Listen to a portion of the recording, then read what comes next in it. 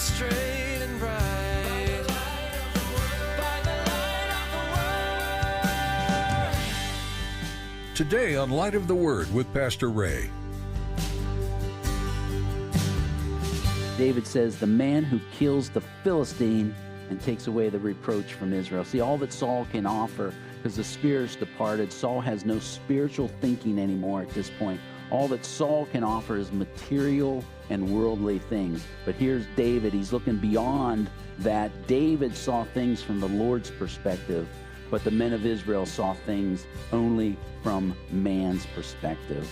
And here's a key. This is a vital key for every one of you in battle today.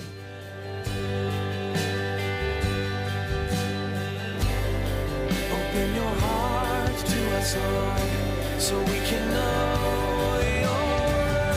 We come before you, Jesus.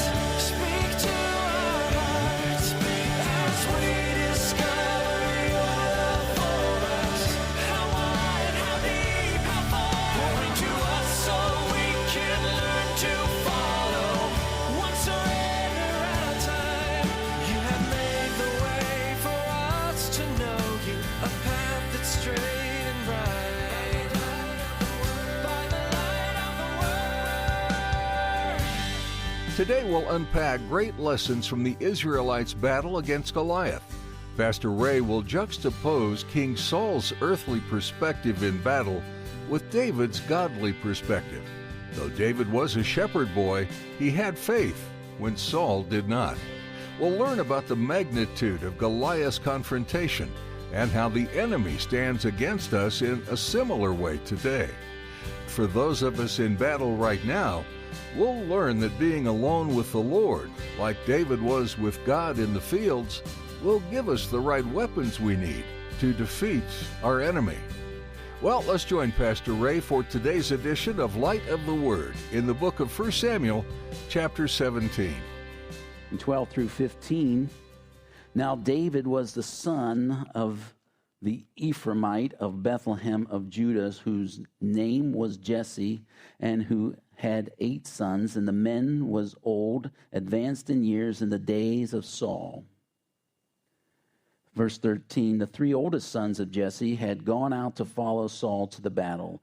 The names of his 3 sons who went to battle were Eliab, the firstborn, next to him Abinadab, and the third Shammah. And David was the youngest, and the 3 oldest followed Saul. But David occasionally went and returned from Saul to feed his father's sheep at Bethlehem. So we saw in the last chapter that David would play the harp for Saul when he was distressed, but he would return and feed the sheep. But we can see that Saul, in verse 16, we're going to see this is a 40-day standoff up to this point. David hasn't been at the castle or the courtyard of Saul for 40 days. He's been out in the field with the sheep for 40 days. Just how do we get to David's probably around 15 and 16 is that if you were under the age of 20, you didn't go to war according to the law of Moses. And so only 3 sons are at war. David's the youngest of 8. And so if the cutoff is at 20 and David's 5 down at the best, he's 15 or 16 years old. So this is how we put that together. And most of the Jewish writers, historian, rabbi, the oral tradition was that David was a young teenager, which would be somewhere around 14, 15, 16. So verse 16, and the Philistine drew near and presented himself 40 days, morning and evening. 40 days of dismay.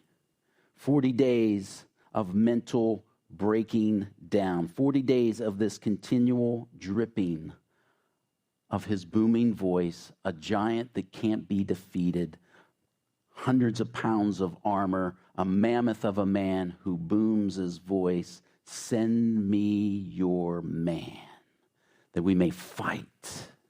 And here for 40 days, sun up, first thing in the morning or early morning, and before you go to bed, he comes back out, screaming the challenge. And you know what?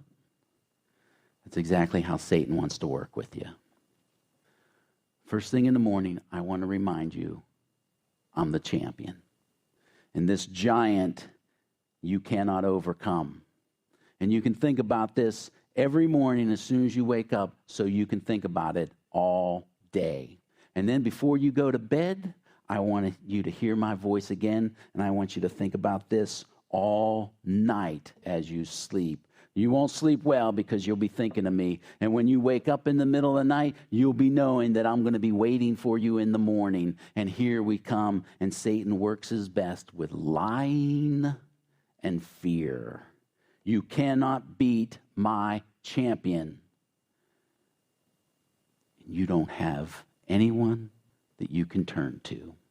Because here's all of Israel. There's nobody to turn to. But you know, there were men who fought giants, Joshua and Caleb being one. But we go back and we know that story when they came to the promised land, back in Numbers 14. Go spy out the land. They send 12 spies in. 10 spies come back. They're giants. They were literally giants. And you read through this string, Goliath is one of the descendants of these giants. They're giants. We're like grasshoppers. We can't beat them. But here's Caleb and Joshua saying, we can beat these guys. God's on our side. This is our land. This is our promised land. Look what he did in Egypt. Look how we overcame the Pharaoh and his armies. And look how our God is with us. But all the other 10 spies were able to convince all the rest of Israel, we can't win. This would be a suicide mission. And we know 40 years of wandering because of it. Ezekiel 22:30. So I sought for a man among them who would make a wall and stand in the gap before me on behalf of the land, that I should not destroy it. But I found no one. I believe every generation, including this generation, including every person in this room, especially you youth, young adults, God raises up men and women of faith who are willing to fight giants, so that the rest of the Christendom can look on and go, I've watched them beat giants, and therefore I can beat a giant. God raises up Caleb's and Joshua's, and I just wonder who in this room will be the next Caleb and Joshua and David. Because God always has one. He's always raising up one. And now verse 17 through 18. Then Jesse said to his son David, take now for your brothers an ephod of this dried grain and these 10 loaves, and run to your brothers at the camp. And carry these 10 cheeses to the captain of their 1,000, and see how your brothers fare, and bring back news of them. Now Saul and they and all the men of Israel were in the valley of Elah fighting with the Philistines. That's their version of fighting. They went and stood on the hill and yelled at each other. Then they went to their tents every night. Verse 20, so David rose early in the morning, left the sheep with a keeper. David isn't going to let the sheep be alone. He gives a keeper. That's the heart of a shepherd. And took the things and went as Jesse had commanded him. And he came out to the camp as the army was going out to the fight. That's to stand on the hill and shout for the battle. For Israel and the Philistine had drawn up in battle array, army against army. And David left his supplies in the hand of the supply keeper, ran to the army, and came and greeted his brothers. So he knows where his brothers are in the battlefield, because they would form according to the standard of the tribe that you were with. Just a note, why is David bringing supplies is, in wartime then, they didn't have a logistics supply chain. Most battles were only a couple days long, and so that was one thing. When battles went longer than that, it was the responsibility of the families of the fighters to send the supplies in.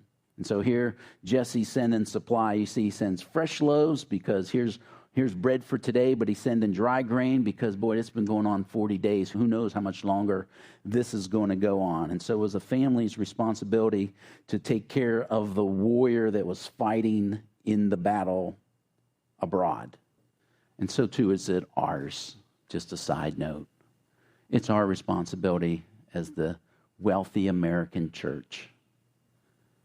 It's our responsibility to supply for the family members that have gone into the battlefield abroad, where they can't work and they can't garner employment and self-sustain themselves. And so we see a great picture here of supplying the warrior as he fights.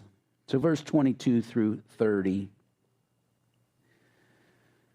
And David left his supplies in the hand of the supply keeper, ran to the army, came and greeted his brothers. Then as he talked with them, there was the champion, the Philistine of Gath, Goliath by name, coming up from the armies of the Philistine. And he spoke again according to the same words. So David heard. He's coming up. I'm almost wondering if he's, starting to tread upward continually to taunt. In verse 24, and all the men of Israel, when they saw the man, look at this, fled from him and were dreadfully afraid. So the men of Israel said, have you seen this man who comes up? Surely he has come up to defy Israel. And it shall be that the man who kills him, the king will enrich with great riches, will give him his daughter and give his father's house exemption from taxes in Israel. That's a sweet offer there. Sheesh. I'm talking about the taxes.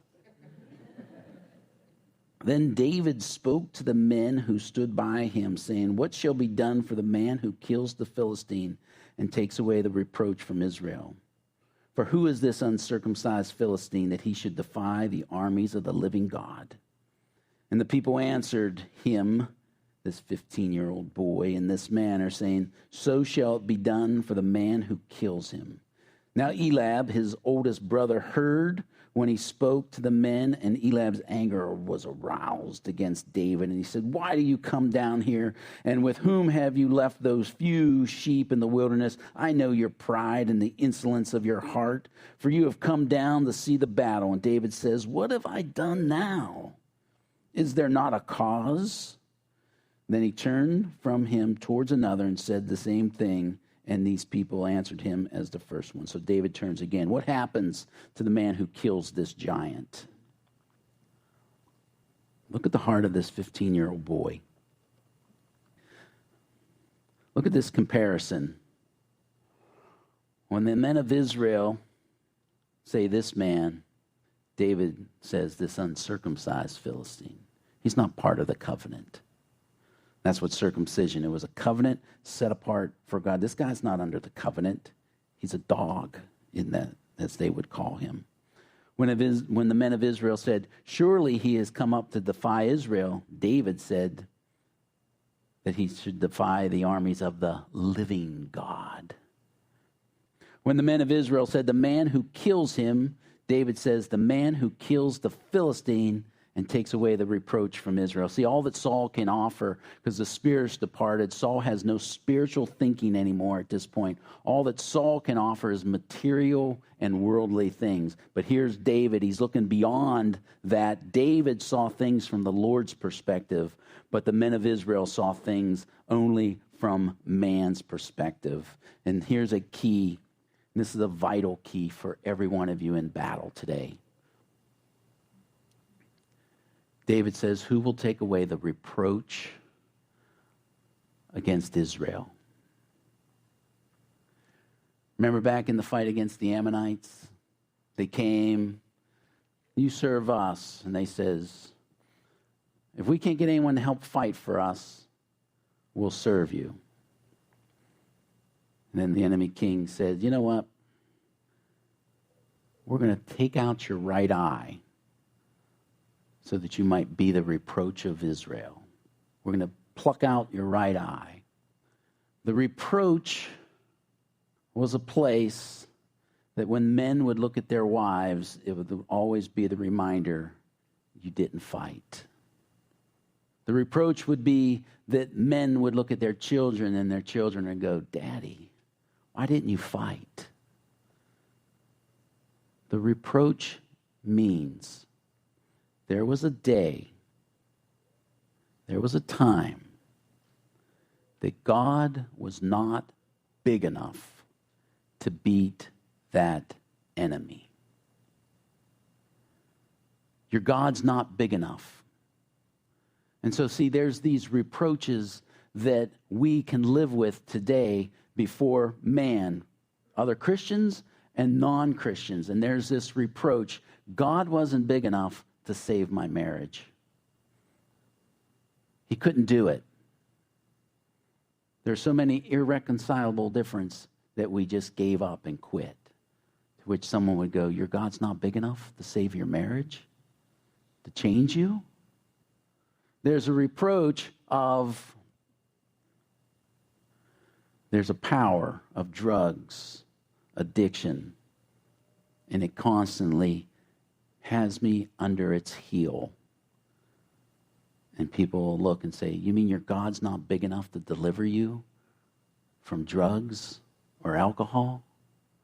There's a reproach of anger. There's a reproach of lust. There's a reproach, and you fill in the blank, where God is not big enough to deliver and bring victory. And so here, David, the first thing he sees, these men,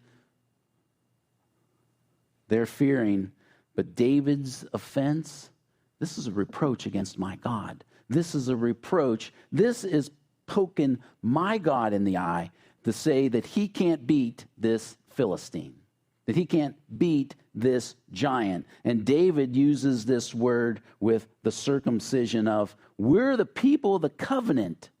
We have promises that come with that covenant that God would give us. And so too do we, as we look at this and go, we're the people of the covenant. Because David will fight for God's glory. And he knows that God's on his side because he is part of the covenant. And so we have to ask ourselves, who will you fight for? And I want to tell you this. If you only want to fight for yourself, if you only want this because it'll make your life better, because you'll be happier, you'll be well off, or whatever it may be, you will be fighting from the wrong approach.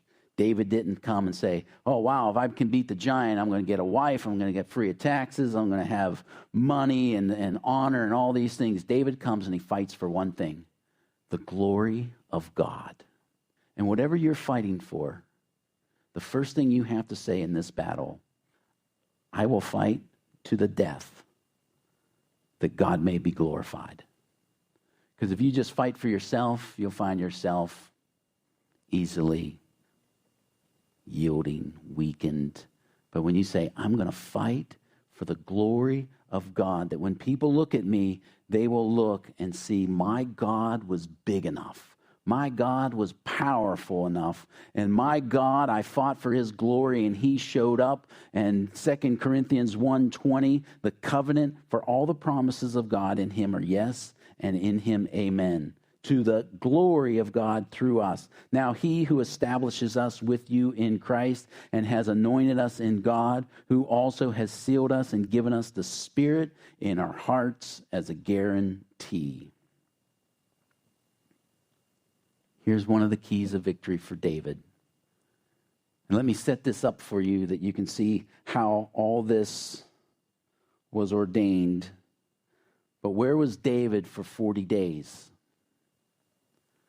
David was in the field, tending to the sheep.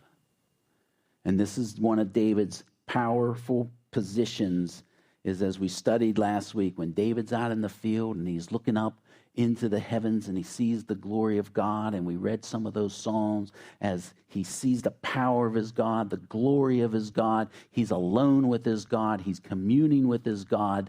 David for 40 days is not dismayed. His mind isn't mentally broke down. David is in a place of power because he's in fellowship, communion, and oneness with the Lord. These other men, 40 days, they're just being beaten down over and over and over again. But David's out in the field seeing the glory of God. And look at how you would line these things up. And we see how God ordained all these things that were happening here. Is where's the battle? It's in Judah. What tribe is David from? Judah. This is David's backyard. David isn't from the tribe of Dan and having to travel days. David is able to just whatever it was. He rose early in the morning and he's there still in time in the morning for Goliath to come out with his chant. David is in Judah. He's close. God has arranged this battle that it's in Judah. 8 sons, 3 in the battlefield, 5 to choose from. Dad chooses David, not the other 4. He sends David to go. David shows up not in the early morning and drops off supplies, not in the late morning or go through the whole day. David shows up just in the time for Goliath to come out. Saul was set up by Satan. He was fighting the wrong battle, put himself into a setup. But I want you to see this. God's sovereign. God sees. God knows. And here's what God's doing. I'm going to show all of Israel the heart of their new king. This literally isn't Saul's fight. It's not Jonathan's fight either. It's David's fight. Because God wants to show all of Israel, this is the heart of a man after my own heart. This is the heart of the king, your next king. I want to just put that out there for you, Christian. You know that giant that you're fighting right now? That battle that you think's impossible? No doubt Satan worked it and thought, this is my beautiful setup, and oh, how masterful I am. And God says, perfect. Because you know what?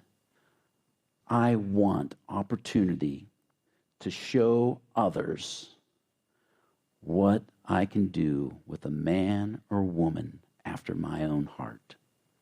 And God puts you in a place such as this so that you might see your heart, but that he might show his heart to all the world around to bring this great victory. And I tell you, the key was 40 days in the field alone with God. And that will have to be your key. And maybe that even is a number that God just wants to put. 40 is a number of testing. 40 days Jesus was in the wilderness. 40 years of the children of Israel wandering. 40 is a number of testing here in the scripture. And maybe this is what God's great test for you, to prove out what's in your heart so that others may see this. And the key for David was he was in the field alone with the Lord. And here we see this dynamic that we can never, ever fully come to, the sovereignty of God arranging and aligning, but the faith of man and woman. Will I step forward and fight? And so the battle call for you, will you step forward and fight? Maybe God's calling you to step out in faith in some type of ministry or whatever it might be. Here's something that you have to be on guard of and recognize it. Who's the first person that comes against David? It's his family. You little squirt. You can't go do this. No. All you are is you're just here to get a look-see. You think this is some movie and some excitement that you're going to step by. Or when David's like, what have I done? David's literally saying, you don't know my heart. You don't know what's in my heart. And his brothers don't know what's in his heart. They don't know the heart of a giant killer that is already in the heart of David. And here they are saying, you can't do this. Go away. And your family may be the very people that come against you and go, you can't do this. You just need to go home. Don't step out. You have made the way for us to know you, a path that's straight and bright. By the light of the word. Thanks for tuning in today to Light of the Word. This message from Pastor Ray Bolus is part of a larger series that is giving us a new understanding of the Old Testament book of 1 Samuel. If you missed any part of the teaching or would like to explore more from Light of the Word, you'll be able to do so at our website, ccaac.org. Search through our library of audio messages from books of the Bible, special topics, and guest speakers, or take a look through Pastor Ray's message notes. You'll also find a link on our homepage to download our mobile app to take these teachings with you on the go. If you have any questions about this program or would like to share a prayer request with us, we'd love to hear from you. You can email us at mail@ccaac.org. That's mail@ccaac.org. We're honored to lift up our valued listeners in prayer, and we commit to do that for you as well. Are you part of a church family? Engaging in the Word with other believers is a great way to show your faith while finding and being able to give support. If you're in the Anne Arundel County, Maryland area, come join us at Calvary Chapel of Anne Arundel County. Visit ccaac.org for service times and details. We're excited to see you there. Thanks again for tuning in today for Light of the Word, illuminating the heart of God.